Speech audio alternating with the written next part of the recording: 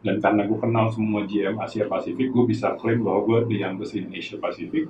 Sejak itulah tuh marak orang ngomong. Sebenarnya gue nggak pernah kayak mempromosikan bahwa gue nih GM termuda, itu gara-gara menang di Inggris dan dia mau bikin press release gitu.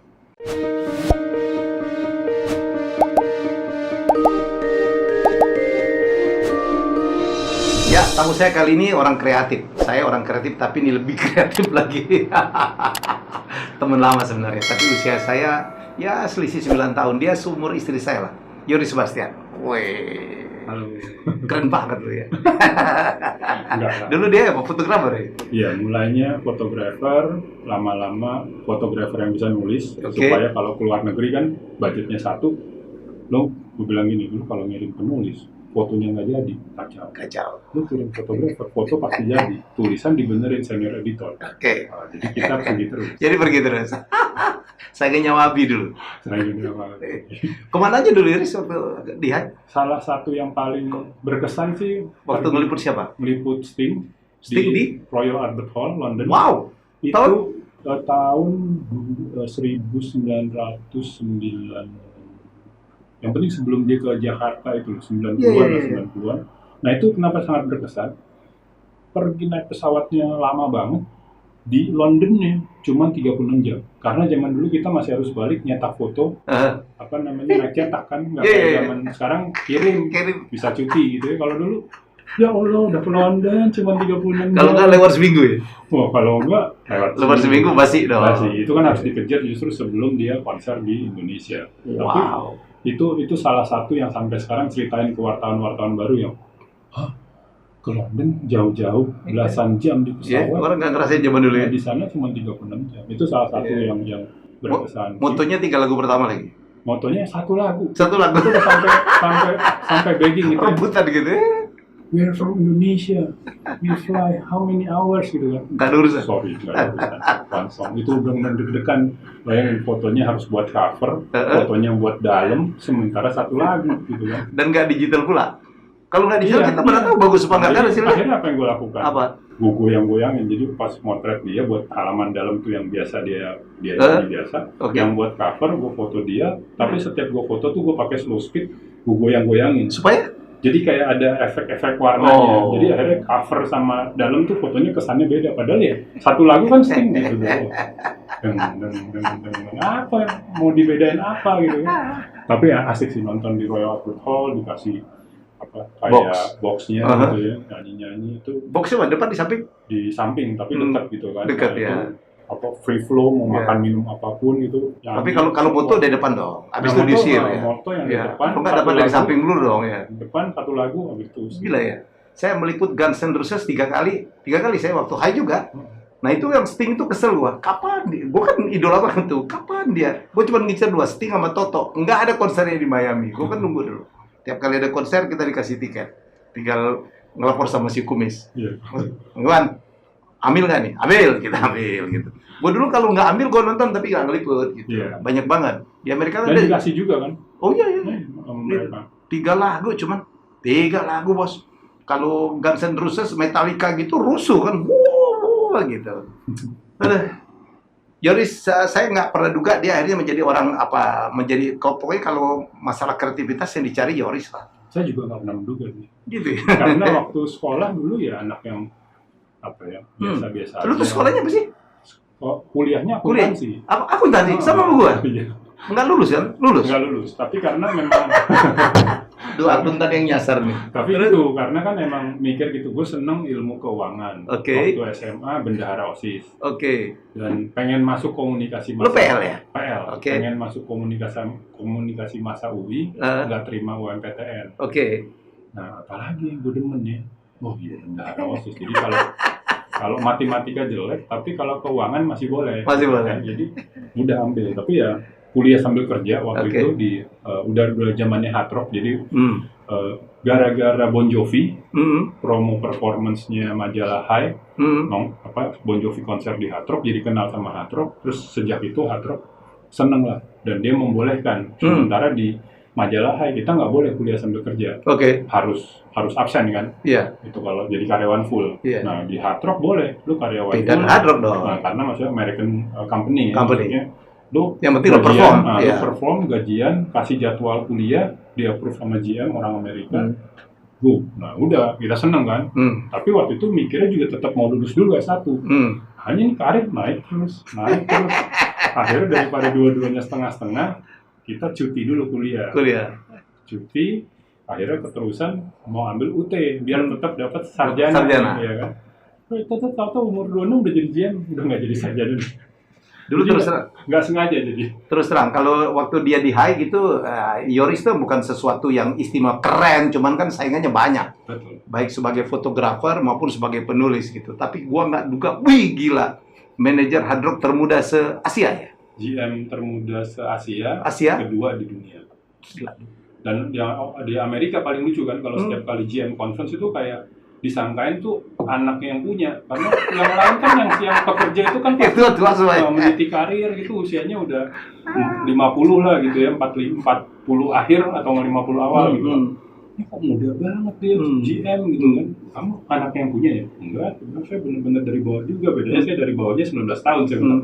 Jadi naiknya cepet gitu kan. Jadi lucu sih kalau ada GM conference tuh benar-benar kerasa paling muda. Tapi saya nggak ketemu sama GM yang termuda. Mungkin soalnya ada yang lebih muda dari Yoris? Ada, dia Amerika? Dia 25, Amerika tapi dari kota kecil. Jadi bukan kayak New York, bukan kayak Los Angeles gitu kan. Karena kan Hard Rock di Amerika banyak banget. Jadi malah nggak pernah ketemu sama dan sebenarnya ini soal termuda gue nggak pernah klaim. Hanya waktu menang di Inggris, waktu itu British Council bikin acara, terus gue ikut, gue menang. Nah biasa kan PR agensinya kan mau bikin dahsyat nih. Hitung.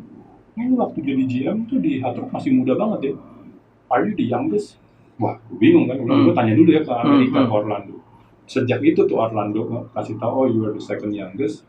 Dan karena gue kenal semua GM Asia Pasifik, gue bisa klaim bahwa gue the youngest in Asia Pasifik. Sejak itulah tuh marak orang. Sebenarnya gue nggak pernah kayak mempromosikan bahwa gue nih GM termuda itu gara-gara menang di Inggris dan dia mau bikin press release gitu. Yoris, kira-kira nih bro, kalau untuk pelajaran untuk teman-teman terutama anak-anak muda, apa sih yang membuat lu terpilih jadi GM umur 26? Nah ini juga menarik sih. Dan sekarang ini yang gue lakukan, gue balikin gue sebagai yang senior gitu ya.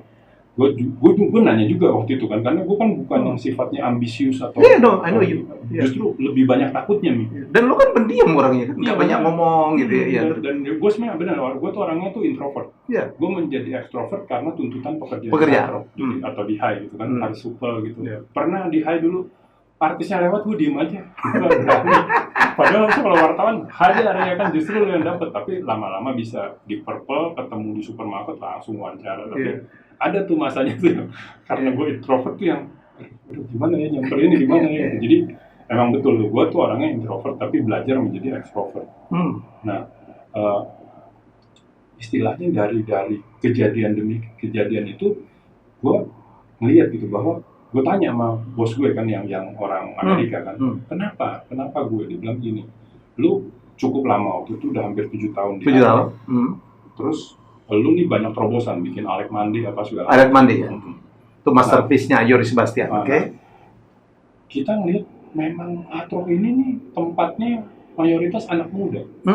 Sehingga lu yang paling tahu. Toh lu nanti akan didukung asisten GM yang senior. Orang accounting yang senior. Jadi staff lu tua-tua semua ya? Ada yang double, gue 26 dia 52. Ya kan?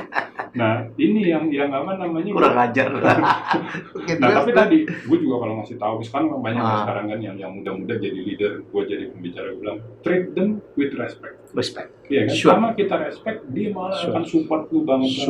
Dan dia ngeliat dampak dari si bocah ini 26 tahun dampaknya bagus. Yang ada lah 1-2 yang tadinya ngetes kan nih, pengen tahu nih GM gue yang baru kayak gimana. Gue bilang emang gue bukan yang maha tahu semuanya, tapi gue yang dikasih mandat dan gue mau coba. Gitu kan. Nah itu sih sebenarnya, dan jadi gitu dari sisi kitanya harus bermanfaat sebagai leader. Dan kenapa anak muda ini memang harus dikasih kesempatan, karena the biggest demografi selalu ada di anak muda. Apalagi marketnya Hard Rock kan. Nah sama kan kayak sebenarnya di High kan gitu kan. Hilman apa semua kan selalu Mas Wendo itu ngasih kesempatan untuk anak-anak muda. Nah itu resepi itu sih yang gue terusin sebenarnya. Resepi dari di high gitu ya. Dari masa ke masa di mana selalu ada, mendadak ada Helmi Yahya, NBA gitu kan, ada sini, ada sini. Itu memberi ruang, memberi kesempatan kepada anak muda. Nah itu sih yang sekarang dibalik nih, sekarang gue di usia yang senior, gue balik lagi kasih. Berikan kesempatan ke anak muda. Inspigo, Tio Guritno gitu kan, ini. Jadi bahkan dia nanya nih, sama kayak gue dulu waktu jadi GM kan, gue suka nanya nih sama bos gue kan, dikasih pandangan A dan B, you decide. Lah orang kita nanya, dibalikin aja karena biarin. Kalau kita ngambil decision berdasarkan keputusan kita, sama kayak pada saat keputusan bilang udah, gue mau fokus di karir hardrock dulu deh. Walaupun gue tuh orang suka belajar sebenarnya. Hanya ini kan kayak ada golden opportunity. Makanya sampai sekarang masih rajin dipanggil di kampus karena gue tidak pernah nyuruh anak-anak berhenti kuliah. Hanya gue bilang kalau lo punya golden opportunity boleh. Tapi kalau nggak punya golden opportunity terus mau berhenti kuliah, rugi amat ya kan. Nah itu yang selalu gue kasih pesan bahwa jangan pernah berambisi sehingga pada saat dapat posisi itu you earn it. Jadi bukan karena dikasih gitu, tapi karena emang, bahkan kalau waktu itu kan karena saking takutnya gitu ya, serius nih gue jangan kayak dikerjain loh, ini gue umur 26 udah dijadiin GM gitu ya. Nah itu, tapi gue juga sayang sih kalau sampai dikasih ke orang lain yang nggak kompeten. Jadi di satu sisi mau, tapi sebenarnya waktu itu nggak kayak sekarang ya. Sekarang kan pemimpin usia 26 kayak banyak banget. Sekarang usia 22 ada CEO loh. Itu gara-gara Mark Zuckerberg ya kan. Akhirnya mendobrak semuanya. Tapi harus dikasih kesempatan. Tapi mudah-mudahan yang dikasih kesempatan itu memang earn it. Jadi bukan karena dikasih. Ya ini yang gue setuju banget dengan Yoris Sebastian. Jadi menurut saya banyak sekali melakukan sharing, dan di mana-mana waktu seminar ada persoalan antara millennials dan non millennials gitu ya, bahwa yang millennials bilang ada bos gue atau orang-orang tua di perusahaan gue tuh nggak dengerin gue, jadul gitu, dan sebaliknya orang-orang tua merasa ini anak muda dia kurang ajar ya kan, pokoknya bahasanya nggak dimengerti gitu. Menurut gue ini kan masalah respect aja kan. Jadi kalau belajar dari Bro Yoris, umur 26, dia punya staff malah double usianya dia, tapi he got the respect karena we respect them first ya. Ya, jadi orang tua kalau di respect, ya dia juga ini. Ya, jadi banyak tuh orang anak-anak muda di sekarang kan belagu-belagu ya kan. Duduknya kakinya ngangkat gitu, ngomongnya kenceng, bahasanya planet gitu. Nah, ya bener kan ya? Nah itu kalau di buku Generasi Langgas, makanya akhirnya juga gue bikin pertama juga kan di Indonesia yang versi bahasa Indonesia. Lagi-lagi bukan karena ngeliat peluang bisnis, tapi ngeliat bahwa ini ada sesuatu yang harus dirapihin gitu. Betul. Karena kayak misalnya di Amerika deh, Helmi pernah di Amerika kan. Emang dari dulu kan freedom of speech ya. Nah sementara kalau di Indonesia ini kan sejak reformasi, itu kan istilahnya di Twitter netizen, wah gila banget ya. Kebablasan. Jadi itu yang sebenarnya juga membuat banyak orang nggak sadar bahwa generasi millennials ini pada saat dia besar itu era digital dan era reformasi. Itu yang beda sama misalnya baca buku-buku millennials di Amerika, nggak ada yang bahas soal gitu kan. Sementara di Indonesia itu bukan hanya di kantor, di kampus aja sampai ada tulisannya, tolong dahulukan dosen. Ya kan, kalau kita sampai segitunya. Nah dulu kan kita nggak perlu dibilangin. Udah pasti lah, dosen kita kasih masuk lift duluan gitu kan. Nah, itu saya bilang emang karena ada pergeseran dari karena beriringan dengan itu ya, dengan reformasi yang freedom of speech. Tiba-tiba dari masa pengekangan dulu kan zaman Pak Harto kita kan nggak boleh ngomong sembarangan bro. Tulisan gue berapa kali di high nggak naik, gara-gara bukan karena nggak bagus. Ini kalau terbit kita di bredel. Nah tapi itu kan membuat kita lebih hati-hati ya kalau kita sekarang mau post, mau itu udah kebawa kan di dalam diri kita. Sekarang udah nggak ada urusan. Post dulu baru mikir gitu kan. Nah itu yang gue bilang harus kita rangkul. Makanya di buku Generasi Langgas juga gue bilang kalau buat millennials ya tadi kan harus with respect, harus benar-benar berdampak. Nah tapi kalau pas seminar nih yang nggak di buku ditanyakan sama yang seangkatan, Mas Yoris gimana? Saya bilang jangan balas dendam. Nah saya gitu? Iya kan. Saya kan kebetulan nih karena di usia muda udah jadi bos gitu ya. Jadi saya nggak pernah ngerasa dendam gitu kalau ada orang yang tiba-tiba dalam usia muda jadi leader.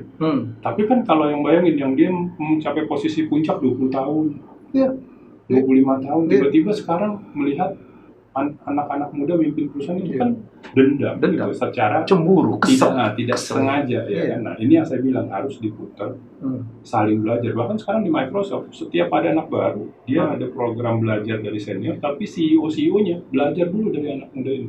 Jadi selama 2 minggu sebelum dia terkontaminasi nih, diajarin yang lain, dia yang harus ngajarin CEO BOD. Gini pak. Ya kan, ya tergantung kitanya ya, yang orang tuanya mau dengar apa enggak ya. Baru habis itu dikasih ke senior atasan langsungnya gitu kan. Jadi it's a new way of learning dari si millennials ini sih.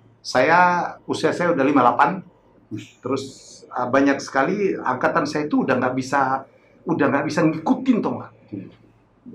Apa? Ini kalau nggak disebut mungkin yang nonton nggak tahu. Dipikir gua 57 dipikir. Enggak. Iya. Jadi saya beruntung tuh karena saya sekarang memimpin R66 gitu, satu perusahaan yang very digital gitu. Karena kita berada di situ tuh, ya, sosial media. Saya belajar banyak, Yoris.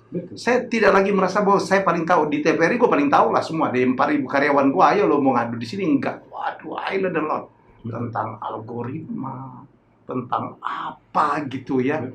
Thumbnail, itu nggak ada tuh, hashtagging, apa sih gitu-gitu. Kita kadang nanya juga tuh gitu. Jadi menurut saya, Yoris barangkali bisa sharing banyak. Yoris kan mengalami, malah kalau saya waktu kecil, waktu muda kan belum mimpin nih.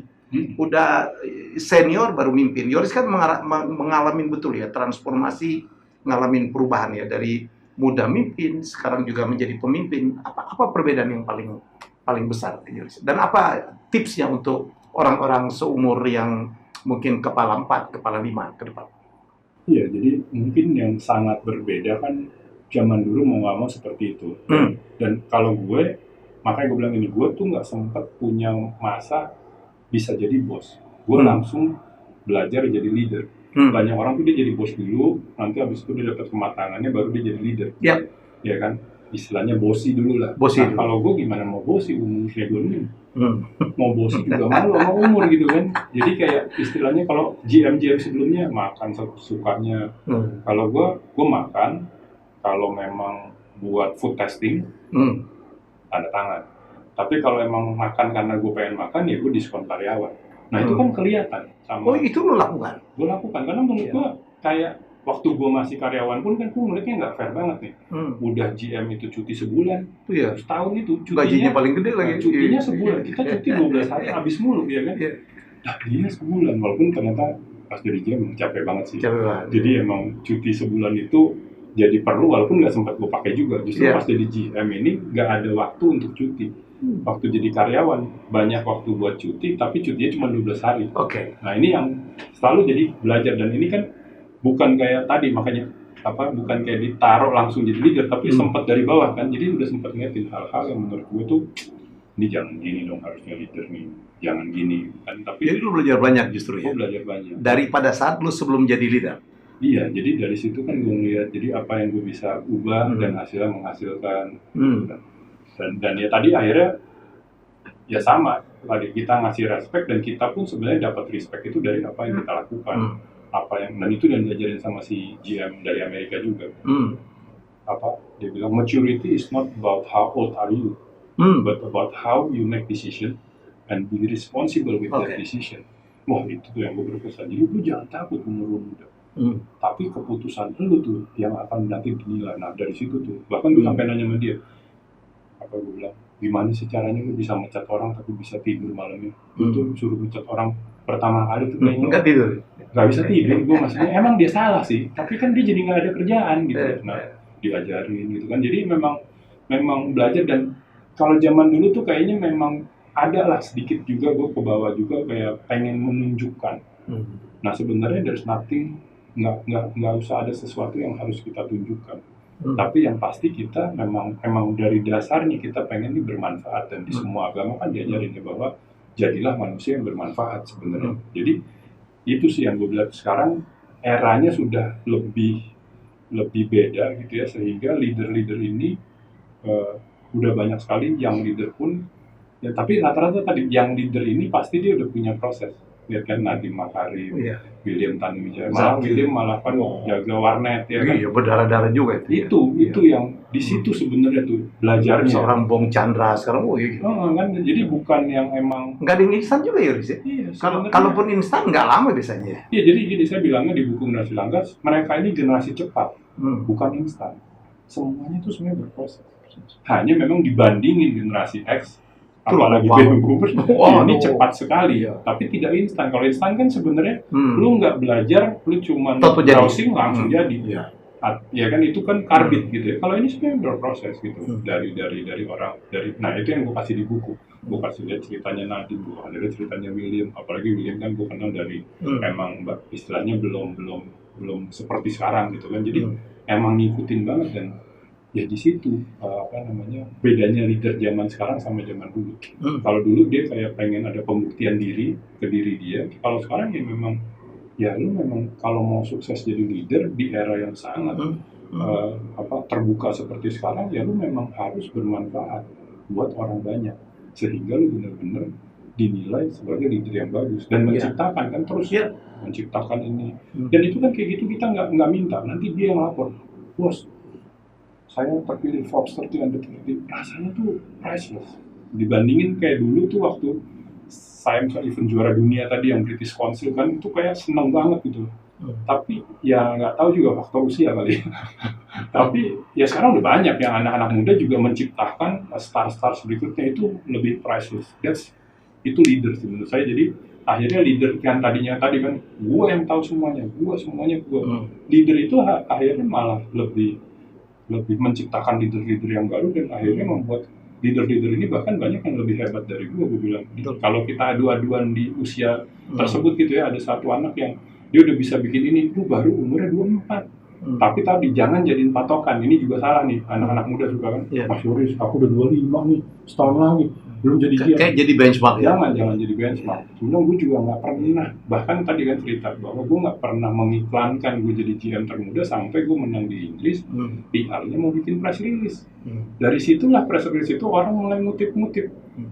Dan orang jadi tahu, tapi pada saat kejadian beneran gue 26 jadi GM itu nggak ada yang tahu, gue diem-diem, rambut gondrong gitu kan, ditua-tuain supaya jangan orang tuh jangan kelihatan kayaknya kecil banget, muda banget ya. Ini karena biar ada wibawanya, karena usianya kan. Tapi kalau sekarang mah kayaknya justru kita gaya dimudah-mudahin biar nggak ketahuan. Nyolong umur. Tapi kalau udah ngomongin tadi itu, ngomongin kamera, harus cetak segala, ketahuan umurnya. Dulu punya nggak tips apa Yoris untuk orang-orang yang saya nyebutnya senior leader ya, old leader gitu, untuk menghadapi sekarang harus memimpin generasi Langgas, malah Gen Z gitu ya, gitu, supaya tidak gagap, tidak merasa wah ini makhluk ruang angkasa yang tidak dimengerti dan kemudian terjadi konflik-konflik. Ya kan seperti Bro Helmi lah, memahami millennials, jangan memanjakan. Ini yang salah nih. Udahlah, ya kan sekarang kan eranya millennials, kasih itu memanjakan. Jangan juga ya. Jangan juga. Tapi memahami, jadi mengerti kan. Ini jadi kita tetap kontrol. Tetap kontrol dan mencoba memahami. Ini contoh lucu nih. Bahkan itu gue kena sendiri sih sebagai penulis buku kreatif tuh sering sekali gue sedikit curhat di buku bahwa kenapa sih nih anak gue di kantor yang semuanya millennials, gue doang generasi X. Setiap disuruh sesuatu minta contoh, ya kan? Jadi kenapa sih nggak bisa kayak kita nggak ngerti disuruh siap bos? Karena dulu nggak ada internet lagi ya. Benar-benar kita cari cara supaya itu kejadian. Kalau mereka udah kita gaji mahal, contohnya mana bos? Itu gue tulis di buku gue yang creativity supaya mereka kreatif mencari jalan keluar sebelum dikasih contoh. Tapi pas gue bikin buku Generasi Langgas kan gue riset nih. Gue wawancara kayak gini walaupun yang nggak pakai lampu gitu ya, kita rekam. Gue nanya pertanyaan yang sama. Kenapa sih generasi kalian ini seneng banget kalau disuruh bikin contoh? Efisien maksudnya. Nah itu kan membuang waktu 1 minggu. Kalau kasih tugasnya, kasih contohnya, kasih tipsnya supaya nggak salah, dan kasih tahu minggu depan bikin yang beda. Itu kan namanya nggak membuang-buang waktu saya. Padahal kalau generasi kita mikirnya, itu kan prosesnya supaya lu belajar ya. Lu belajar dari salah. Buat mereka itu buang waktu. Jadi emang harus dipahami kan. Paham, ya, Kalau ya. kita udah pahami, kita lebih ngerti. Oke, yang ini, sorry ya, kalau saya sekarang ya sejak buku itu keluar ya, ke anak-anak gue saya milenials di kantor, sorry ya, yang ini nih bener-bener OMG Creative Consulting baru pertama kali ngerjain kerjaan ini, nggak ada contohnya. Kalau contohnya, Oke, lu maaf cari ya, sendiri. nah, baru kita cari. Jadi fair. Tapi kalau ada contohnya, selalu saya kasih ini contohnya, bikin lebih Karena bagus ya. it save time. Save time buat dia. Jadi Untung juga dong untuk kita. untung juga buat kita kalau kita bisa memahami. Jadi ibaratnya saya bilang karena dulu pernah di GM juga Hard Rock Cafe Bali, ini ibaratnya nih millennials ini kayak gelombang Iya, waves ya. wave yang gede. Mm-mm. Kalau kita kayak pemain surfing itu bisa memahami, Iya. kita kan Yeah. We rule the waves. keren ya Iya. kan. Tapi kalau kita Jangan nggak dilawan. ngerti, nah, kalau kita lawan apa? Kebablas loh. Tergulung loh. Itu jadi wah analoginya kayak gitu. Jadi So jangan all dilawan. leader has to rule the waves ya. Harus memimpin ombak itu ya kan. Jangan dilawan. Jangan dilawan. Karena dilawan ya kalah. Kalah lah, Lu dia pecat 10, masuk 10 gitu lagi. Satu generasi pemikiran sama kan. Jumlahnya lebih banyak. Apalagi market produk-produk juga sekarang udah millennials ke bawah lah ya. Banget. Ya, jadi nggak ada mungkin perusahaan-perusahaan yang bisa selamat dari tidak memikirkan marketnya millennials ya sebagian besar. Betul. Udah kali kita tadi ngomong tadi ya, fenomena anak fresh graduate minta 30 juta, 40 juta gajinya ya. Dan istilahnya udah, kalau saya selalu bilang kayak gini, kamunya udah berdampak belum buat perusahaannya, ya kan? Jangan-jangan nanti kamu salah minta gaji, kamu nggak jadi, padahal ini perusahaan udah keren banget. Termasuk ponakan saya sendiri. Karena ya itu pengaruh temennya, kan saya nanya, lu dia kan saling ngebandingin kan? ya kan begitu, dia kos sih memang di dekat kantor gitu ya. Lu dari biaya kos segala macam, emang dari gaji yang udah gede ini menurut saya gitu kurang ya. Emang. Udah lebih tinggi dari gaji anakku yang viral waktu itu. Kamu masih ngerasa kurang? Nggak kurang, tapi kata teman-teman bisa nambah. Nah itu hati-hati. Dia saling ngebandingin gitu ya. Itu kan, jadi maksudnya, nah tapi dalam pengalamannya pun saya punya banyak company gitu ya. Ada company yang terpaksa memang harus kasih high salary gitu. Tapi ada juga yang salary-nya nggak gede, tapi bonusnya banyak. Kita pikirin juga hal-hal lain yang dia tidak bisa dapetin di tempat yang gajinya tinggi-tinggi itu, tetap bisa dapet yang bagus juga. Jadi memang balik-baliknya lagi ya, millennials ini beragam, nggak kayak dulu kita generasi X, baby boomer itu kan setipe ya, bahkan tulisan tangannya sama ya, namanya tulisan apa tuh yang pada suatu hari itu loh. Ya kan kayak tulisannya sama semua gitu. Nah kalau sekarang coba lihat tulisannya udah beda-beda, itu menandakan generasinya emang beda. Generasi gue tuh kalau suruh garang semuanya one up on the time pada suatu hari.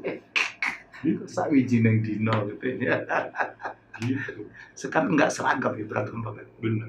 Ada nggak tips dari Bro Yoris tentang anak-anak muda kalau dia dapat berapa pilihan, ya perusahaan kayak apa yang dia harus masukin? Apakah pertimbangan gaji tinggi itu satu-satunya atau juga harus mempertimbangkan background atau kesempatan yang diberikan oleh perusahaan? Jadi yang pertama pasti gini, kalau kita ngomong gaji, saya selalu bilang tergantung posisi dia di mana. Ya. Kalau dia memang sangat butuh uang itu untuk keluarga, ya terpaksa gaji.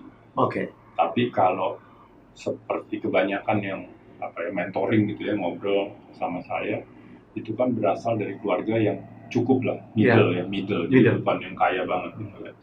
Nah, selama lu nggak perlu uangnya, ya kan, lu pilih berdasarkan perusahaan atasan, leader-leadernya. Ya. Dan di mana lu tuh kayaknya dalam waktu setahun 2 tahun tuh bisa berkembang, memberikan kesempatan pembelajaran ya. Iya gitu. Jadi istilahnya kayak tadi yang saya bilang tadi kan, leader itu harus bermanfaat. Leader itu sekarang udah lebih kayak coach. Kalau kita nonton basket, coach gratis, iya kan, nonton sepak bola, dibutuhkan kita bisa lihat kan siapa yang pemain itu di under coach yang luar biasa ya, berkembang. Betul. Ya sama lah kayak kita dulu kan, maksudnya di era majalah Hai gitu kan. Lah emang di bawah Mas Wendo itu emang ditantang gila-gilaan. Bayangin, fotografer nggak dikasih mobil kijang, dikasih motor sport Daus, ingat nggak? Itu kan udah memancing gitu bahwa lu tuh bikin yang beda dong, jangan yang sama. Ya kan, maksudnya itu udah gue sih nggak pernah dapat motor gede ya, tapi terinspirasi anjir kayak keren banget leader kayak gini ya. Maksudnya suka aja tuh dia. Iya kan, maksudnya kayak itu pancingan yang keren. Gitu. Nah, emang cari leader, sama kayak pas pindah ke Hard Rock is a huge brand, tapi kalau nggak ada si Scott Hanserling ini yang dari Amerika ini, yang pas gua ngecek juga di awalnya dari server bartender, jadi dari bawah juga naik.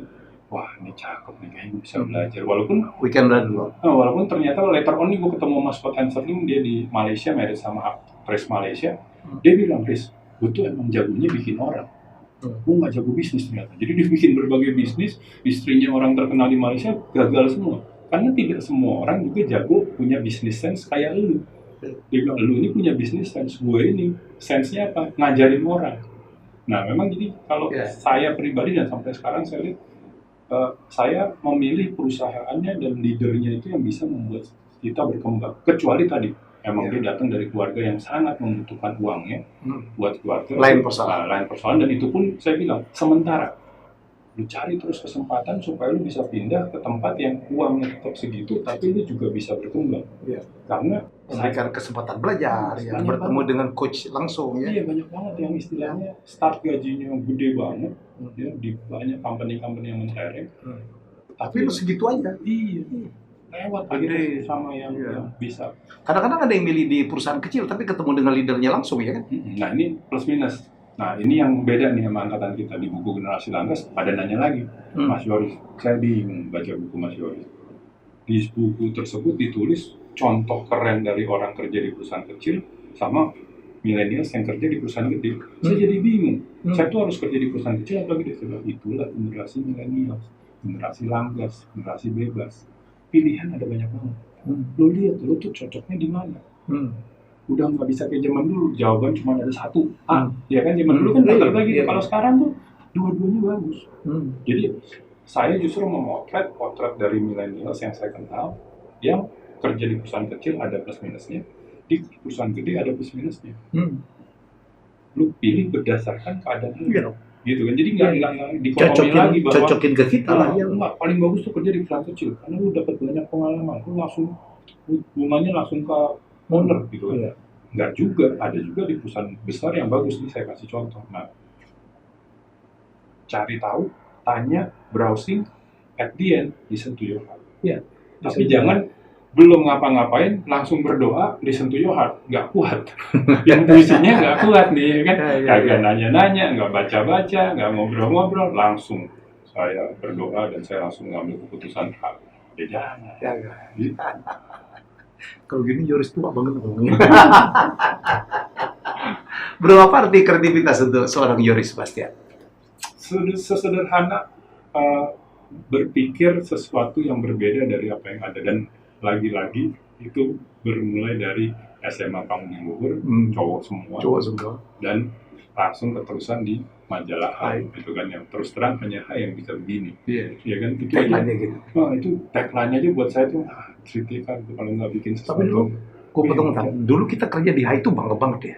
Wah, bayangin ya, seluruh musisi dunia kalau mau masuk Indonesia harus pakai majalah Hai. Iya, makanya gue bilang kalau zaman sosial media udah sekarang itu teman-teman kita semua itu di sosial media, tiap dia datang gitu ya, udah saling Facebook, friends segala. Itu gila sih ya. Terus. Iya, kreativitas. Iya, jadi sesederhana berpikir berbeda daripada orang lain. Apa yang sudah ada, gitu kan. Jadi hanya memang kreativiti ini baru tatanan berpikir.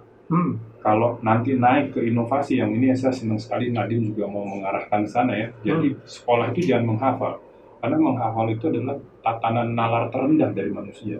Tataran tertingginya itu menciptakan sesuatu. Nah, tapi kan menciptakan itu udah do. Itu udah eksekusi. Udah larinya ke inovasi. Ya. Kalau creativity itu kita yang penting setidaknya kita selalu berpikir yang beda. Gitu kan. Kalau kita masih pembicara seminar, mungkin bahkan dari Helmi masih kecil dulu, belakangnya itu pasti ada batu-batu kerikil putih, kasih tanaman, pembicaranya suka tendang-tendang. Ya kan? Terus ada lagi seminar bilang, jadi kalau Mas Yoris maunya apa? Saya nggak tahu ya, tapi diganti Mentos lucu juga. Jadi kalau kita mau ambil, akan Mentosnya. Jadi maksudnya selalu berpikir yang beda, nggak necessary itu pasti dijalankan, tapi kayak curiosity, ngeliatin hal, ini kok dari gue kecil kayak gini sampai sekarang masih kayak gini. Nah, itu sih creativity, berpikir yang beda dari apa yang sudah ada. Tapi memang belum dieksekusi. Kalau udah eksekusi itu baru inovasi. Menjadi inovasi.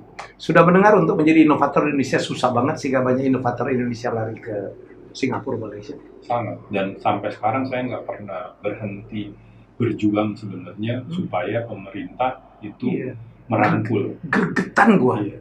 Yang di buku saya juga nih. Lu nulis tentang itu. Namanya Biang Inovasi. Itu sangat disayangkan. Kenapa? Yang bikin tongsis itu dari Indonesia. Jadi gue taunya dari Twitter. Jadi kan sama Debbie gitu ya, kita ke China, ke Amerika dulu misalnya. Amerika oke lah kan made in China. Pada nanya kan, oh this is we call it tongsis, it's like a selfie stick. Nerangin, itu made in China, wajar orang Amerika nggak ada. Sampai kita ke China, orang China nanya juga bingung kan. Gue tweet tuh, gue bingung nih, gue curiga ini jangan-jangan tongsis beneran bikinan orang Indonesia nih. Kok orang China nanya ke kita juga? Saya bilang, this is made in China, you don't have it in your country? No. Nah, ketemulah ngaku mas saya, apa namanya? Oh, ketemu lagi langsung? Nah, dia sayangnya nih, dia mempatenkan namanya doang tongsis. Dia patenin tuh, kan juga cuma murah ya, zaman dulu tuh 600.000 kan. Tapi dia nggak tahu karena dua benda ya, dia beli apa monopod sama dia beli yang buat handphone itu. Dua benda ini dia copot, dia satuin. Nah itu semua inovasi. Dua benda yang sudah di-invent digabung combine pun udah cukup. Menjadi satu hal baru, itu adalah inovasi. Kalau diambil paten sederhana, terakhir tuh gue cek pas pembuatan buku ya, kalau kita patenkan di Amerika tuh modalnya 5.000 US doang. Kenapa gue bilang doang? Bayangin kan kalau waktu itu dia dibayarin sama negara, 5.000 US dollar, itu semua orang yang mau bikin selfie stick harus minta izin ke dia. Itu bayar ke dia dong. Iya kan? Nah itu menghasilkan lagi devisa pajak buat negara. Saya kemarin wawancarin Daniel Surya, ya my partner, kaget saya. Dia pemegang 5 IP dunia dan dia bilang Indonesia setahun cuma mempatenkan dunia itu 8. Korea Selatan, Samsung doang 8 sehari. Iya. Dan saya pengalaman Yoris, saya pernah nge-coach satu inventor lah penemu. Dia menemukan edible bioplastic. Jadi kalau aluminium foil yang dalam mie instan itu kan ngerepotin tuh dan tidak ramah lingkungan. Dia bikin itu dari rumput laut. Jadi cukup dicemplungin aja, nambah gizi. Nyari patennya, pengakuannya 2-3 tahun nggak keluar bro. Akhirnya dia lelah berhenti. Sebenarnya itu sangat penting. Waduh, saya bilang gitu. Itu saya nggak tahu nih. Mungkin kita harus ngomong ke Pak Bambang ya. Kan ada BRIN tuh. Iya Bambang. Ya. Ini lari semua nih. Saya kaget lari semua. Karena di Singapura, Malaysia cukup lo buka rekening di negara situ dan lo akan dibantu. Iya. Dan istilahnya selalu under account-nya di sana sehingga kan tadi penerimaan pajak sebenarnya. Iya. Dan tadi kan 5.000 US dollar kan untuk paten sederhana, bukan sesuatu yang, dan itu pun baru kayak riset kecil-kecilan ya. Harusnya kalau di riset secara government itu akan luar biasa dan tinggal dibatasin aja kan 1 tahun misalnya dana anggaran untuk patennya yang dibayarin pemerintah berapa, setidaknya itu kan udah dipatenkan. Karena kalau sudah dikasih duit ke orang udah nggak bisa dipatenin. Jadi udah di announce ke publik itu harusnya nggak, makanya kan kayak handphone itu sebenarnya gue rasa sampai 2 tahun ke depan dia udah tahu mau bikin apa aja, dikeluarin dikit-dikit kan, dikit-dikit ya, pelan-pelan, stagingnya aja, waktunya aja. Kalau nggak kenapa kok mirip-mirip semua gitu kan, karena sebenarnya dia udah daftar udah banyak, tapi ya namanya marketing kan, kasih dulu satu, jangan keluarin semua ya, kasih lagi. Nah itunya yang menurut gue. Kayak dulu Nokia dulu kan setiap bulan atau tiap 2 bulan dia muncul yang baru gitu. Jangan-jangan itu udah panjang ya, tinggal susun schedule aja kan. Industri kreatif gitu ya. Saya dari pertama waktu itu bareng Ridwan Kamil, tapi saya yang beruntung bisa menang di tingkat dunia gitu ya. Habis itu kita coaching ya mirip-mirip kayak Profesor Yohanes Surya gitu ya. Kalau dia kan fisika, kimia. Kalau ini di industri kreatif kita latih anak-anak Indonesia kompetisi tingkat dunia, setiap tahun ada 1-2 yang menang tingkat dunia. India pernah menang tapi tidak setiap tahun. Malaysia masuk final aja jarang. Kita selalu ada. Tapi saya bilang akhirnya di satu titik ya, di tahun keempat kalau nggak salah saya bilang udah menang mulu ya. Saya bilang saya ini mulai sedih juga. Loh kenapa? Masih sedih. Kita nih kalau kompetisi menang, tapi di kehidupan nyata karena support sistemnya lebih kuat, Malaysia mengunggulin kita. Betul. Ini masalah Indonesia. Ya, padahal di perlombaan sesama anak muda, wah dia masuk final aja belum tentu. Kita masuk kayak badminton lah ibaratnya kan, kita udah pasti masuk final. Plus juara dunia minimum 1-2 orang per tahun. Selama 4 tahun tuh saya nge-coach ya. Tapi di satu titik ini, lu ngapain? Apa sih nama kompetisi? International Young Creative Entrepreneur. Dan di sana benar-benar diajarin tuh tentang IP apa segala macam gitu. Tapi saya bilang, balik lagi kalau support sistemnya nggak ada, akhirnya ya kita kreatif tapi tidak bisa sebesar ya, bahkan kalau kita lihat sekarang kan antara Gojek sama Grab, itu kan idenya Nadiem pas di kampus kan. Iya. Tapi temen kuliahnya ini bahkan kalau nggak salah temen main olahraga, temen deket lah gitu kan, bikin duluan di Malaysia, valuasinya lebih tinggi daripada Gojek. Gitu kan, padahal ide aslinya dari Ini masalah ekosistem, bro. ekosistem. Jadi ini yang saya pilih, kita kan nggak ngeritik pemerintah lah, memberikan masukan. Dan makanya tidak lelah karena terus Ya, kita memberikan masukan, concern banget. terus apa Concern namanya dan beberapa teman-teman sudah mulai di sana gitu kan, di yang paten yang tadinya dia lawyer biasa sekarang dia Ya, fokus khusus ke paten, paten, terus ya. dia sekarang di pemerintahan. Jadi Iya. perjuangan ini ada tapi memang masih panjang perjalanannya dan kita tidak pernah lelah untuk membantu pemerintah supaya bisa mewujudkan itu. Sementara kita berdoa semoga Bro Sandi ini Betul. kan menangani industri kreatif ya. Saya udah pernah ngomong juga sama dia. Iya. Jadi kita concern banget. Kita kepengen betul industri kreatif itu. Kita tuh selalu ngomong orang Indonesia itu jago-jago loh, pinter-pinter loh, cerdas-cerdas, jenius-jenius loh. Ya kan, mulai dari zaman Pak Habibie itu. Tapi kenapa kita nggak bisa menikmatin begitu hebat? Dulu ingat nggak dulu Pak Habibie mau ngembangin industri penerbangan jadi yang nentang? Betul. Saya 3 bulan lalu ngoncarin tau nggak Pak Dahlan Iskan. Pak Dahlan, kalau dulu mobil listriknya nggak dihambat-hambat tuh atau dipertanyakan orang, mungkin Bapak lebih kaya dari Elon Musk ya. Betul. Waduh, 9 years ago, man. Iya. Dan tadi kan kalau pesawatnya Pak Habibie waktu itu udah jadi, wah itu different story. Karena memang visinya dia kan mau menggabungkan pulau-pulau ini kan. Betul. Gitu. Dan itu masih merinding. Ya, saya ingat betul dia bilang, waduh, satu pesawat itu setara dengan sekian ratus ribu karung kopi. Marah loh orang. Wih, kenapa gini ya Allah? Ini lagi-lagi sudut pandang ya. Padahal beliau cerita tentang sebuah value added ya. Nah, enaknya harapan kita juga sebenarnya walaupun tentu berharap supaya support sistemnya makin baik itu di Indonesia, William. Makanya saya bilang ada banyak yang bikin e-commerce. Kenapa William Tanuwijaya yang berhasil? Karena anak muda dari Pematang Siantar terbiasa nonton di TV itu iklan nggak pernah nyampe. Dia bilang percuma nih saya nonton. Saya pertama ketemu William masih ngomong, oh lama ya Will. Bukan, mending kalau lama. Nggak pernah sampai. Kita nonton nih iklan. Barangnya nggak pernah ada. Nah, jadi kan dia bikin Tokopedia walaupun bukan yang pertama di dunia, tapi dia tuh punya why-nya kuat. Betul. Sama kayak Jankum tuh yang bikin WhatsApp kan. Karena dia imigran. 10 tahun kerja di Yahoo Messenger.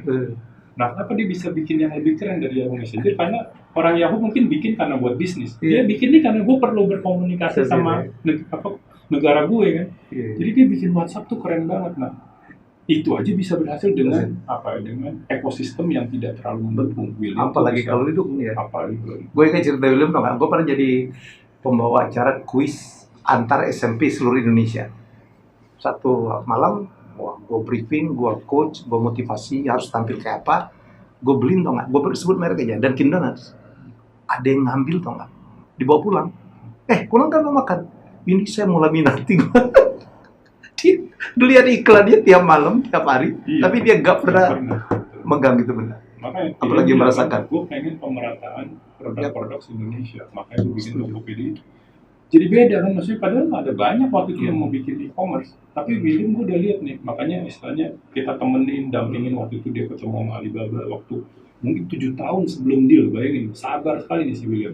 Meeting, gue sampai bilang, William gue gak takut nih rahasia-rahasia lu ceritain. Lah kita kagak cerita juga, dia udah gede banget gitu. Udah bodo amat lah, cerita aja kata dia gitu kan. Kan ditanya, lu gimana bisa ngalahin big names lu di Indonesia? Iya kan? Jadi cerita, dia lupa di Indonesia nggak ada kartu kredit bos. Nah itu, karena dia udah biasa di warnet. Lewat bisa penjaga warnet. E-commerce yang raksasa dunia di Indonesia nggak ada yang berhasil. Oke, Yoris, apa barangkali closing statement? Saya kepengen banget bahwa semua orang mendengar, bukan hanya anak muda, tapi teman-teman yang para penentu keputusan barangkali bisa mendengarkan demi untuk makin membuat industri kreatif Indonesia makin berkembang. Ya sebenarnya sih prinsipnya adalah berkolaborasi, itu udah pasti ya, dan nggak bisa sendiri lagi sekarang. Dan mungkin sudah sering disebutkan, tapi satu lagi sebenarnya menurut saya, mau nggak mau kita harus memulai dari 1-2. Ini yang sering kali, dan itu 1-2 itu yang akan memberikan ripple effect ke yang lain. Gitu kan. Jadi sering kali memang ya udah kita misalnya tidak punya dana yang besar untuk membuat ekosistem, tapi dibikin aja prioritasnya yang mana dulu. Sehingga dari prioritas ini itu bisa menjadi contoh. Karena seringkali sebenarnya kalau kita ngomong industri kreatif, kalau ada contohnya, saya ambil contoh Alec Mande gitu kan. Kalau ada contohnya kita bikin satu yang sukses di Jakarta, kafe lain kan ngikutin. Tinggal usah dikasih duit, dia cuma lihat, wih, menguntungkan. Kalau kita copy paste jago banget. Waktu itu kan maksudnya gue inspirasi dari Mbak Rusana ya kan, maksudnya Chris, artis Indonesia nggak dikasih kesempatan konser tunggal. Itu aja yang gue bikin kan, gue kasih kesempatan. Tapi gue udah tahu nih bahwa kalau gue bikin, kafe lain ngikutin. Kafe lain ngikutin sukses, kota lain ngikutin. Itu kan menghasilkan industri. Nah, kadang-kadang kita mikir tuh kayak industri kreatif tuh harus langsung mikir yang besar. Padahal nggak harus ya. Padahal kita mulai dari yang kecil, tapi punya kemampuan untuk multiplier, sehingga nanti biar orang-orang yang bikin. Even di masa pandemi ini, kuncinya adalah kita start small, tapi itu nanti bisa di copy dengan gampang dan berkelanjutan. Karena sering sekali yang saya sedih ini kan teman-teman kita semua. Menteri berganti, programnya ganti lagi. Nah, sementara industri kreatif itu perlu sesuatu yang berkelanjutan. Nah, itu sih saya berharap. Tapi senang sih kemarin lihat kan ketemu terus ya sama menteri-menteri yang sebelumnya, sehingga mudah-mudahan program-programnya itu resim siapapun yang jadi itu berkelanjutan, jangan sampai ganti orang ganti program lagi. Itu sih pesan saya. Dan kita punya modal bagus sekali yaitu human capital ini ya. Anak-anak muda ini saya sudah merasakan sendiri banyak sekali sumbangsi nyata dari anak-anak muda ini, asal memang kita arahin dan kasih tempat playing field-nya yang tepat. Itu mereka bisa benar-benar terbang. Seperti yang Bung Karno bilang kan, berikan aku 10 pemuda, itu sekarang udah benar-benar kejadian sih. Kalau dulu kan kita pikir ini kata keren aja nih Bung Karno. Kalau sekarang beneran sih anak-anak muda gila terjadi. So, jangan berikan saya 10 anak muda, saya bikin boy band. Thanks Yoris, inspirasi yang luar biasa. Semoga kita sering berkolaborasi. Banyak sekali pekerjaan. Betul. Karena kita sama-sama bergerak dalam industri kreatif. Betul. Ya, semoga kita mendapatkan inspirasi banyak banget. Wah, tidak hanya anak muda yang belajar, tapi juga generasi-generasi saya juga belajar. Saya tuh generasi apa sih? Baby boomers kali. Baby boomers lah ya? Iyalah. Iya, baby boomers. 63 baby boomers. Jadi harus panggilnya Om nih. Om gitu. Om Helgi. Saya dipanggil Om gitu. Kadang-kadang dipanggil Opa juga. Ya. Kita jumpa lagi dalam episode selanjutnya. Bye-bye.